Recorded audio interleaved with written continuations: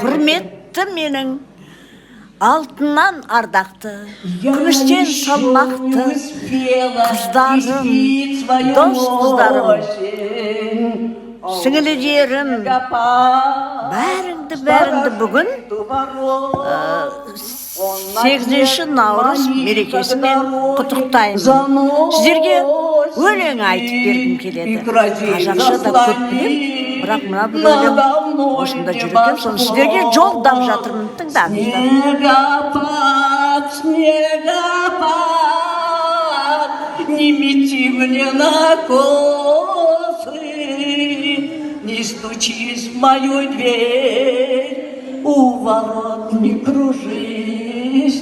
Снегопад, снегопад, не мети мою косу, не стучись в мою дверь.